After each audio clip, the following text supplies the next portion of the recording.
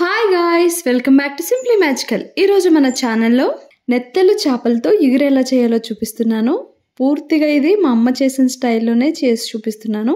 ఈ gravy curry రసంతో చాలా బాగుంటుందండి.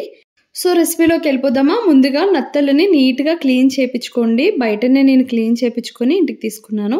వీటిని శుభ్రంగా 2-3 సార్లు ఉప్పు పసుపు వేసుకొని వాష్ చేసుకున్నాక ఇందులో పసుపు కారం ఉప్పు వేసుకొని ఒక హాఫ్ అన్ అవర్ మ్యారినేట్ చేసుకోండి. ఇప్పుడు ఒక కడాయి తీసుకొని ఇందులోకి 2 ఆనియన్స్ పెద్ద సైజ్వి మెత్తగా గ్రైండ్ చేసుకొని దాన్ని ఆయిల్లో పచ్చివాసన పోయేంత వరకు మీడియం ఫ్లేమ్ పెట్టుకొని ఫ్రై చేసుకోవాలి.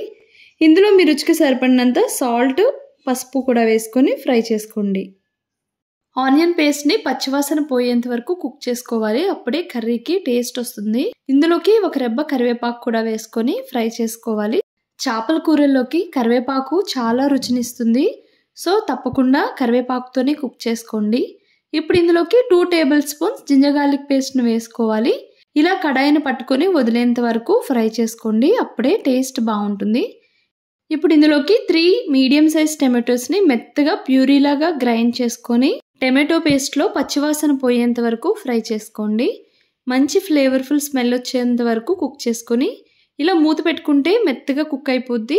ఇలా కుక్ అయ్యాక ఇందులోకి 2 tablespoons garam masala, 1.5 tablespoon ధనియా జీరా పౌడర్ని వేసుకోవాలి. వీటితో పాటు మీ రుచికి సరిపడినంత కారం, అలానే 4 పచ్చిమిరపకాయల్ని చిన్నగా కట్ చేసుకొని ఫ్రై చేసుకోండి. మసాలాలన్నీ ఆయిల్లో బాగా ఫ్రై అయ్యాక మనం ముందుగా మ్యారినేట్ చేసుకున్నాం కదా, ఫిషెస్ని కూడా యాడ్ చేసుకోవాలి. ఒక్కసారి ఫిషెస్ యాడ్ చేసుకున్నాక ఉప్పు కారాలన్నీ కరెక్ట్గా వేసుకోండి. కుక్ అయ్యాక ఫిషెస్ అన్నీ స్మూత్గా అయిపోతాయి కదా, అప్పుడు కలిపితే ముక్కలు అయిపోతాయి. కలిపినప్పుడు కూడా చాలా జాగ్రత్తగా హ్యాండిల్ చేయాలి. చిన్న చేపలు కదా, సో త్వరగా విడిపోయే ఛాన్సెస్ ఉంటాయి. సో మూత పెట్టుకొని ఒక 2 మినిట్స్ అలా మగ్గించుకున్నారంటే మసాలాలన్నీ ఫిష్కి పట్టి మంచి ఫ్లేవర్ వస్తుంది. నాకు కొంచెం సాల్ట్ తక్కువ అనిపించింది, అందుకు ఇప్పుడు యాడ్ చేసుకున్నాను. అండ్ ఇందులోకి ఇప్పుడు 100 ml వరకు వాటర్ని యాడ్ చేసుకొని లో ఫ్లేమ్లో ఆయిల్ అంతా ఎవాపరేట్ అయిపోయి ఆయిల్ తేలేంత వరకు ఇలా జాగ్రత్తగా కార్నర్స్ నుండే కలుపుకోవాలి. తప్పకుండా ఇలానే కలపండి, లేదంటే నుజ్జు అయిపోతాయి. లేదంటే ఇలా కడాయిని కదుపుకుంటూ కూడా మనం కలుపుకోవచ్చు.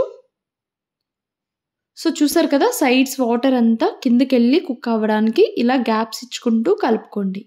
నెత్తళ్ళు చాలా స్మూత్గా ఉంటాయి, చాలా త్వరగా ఉడికిపోతాయి కూడా.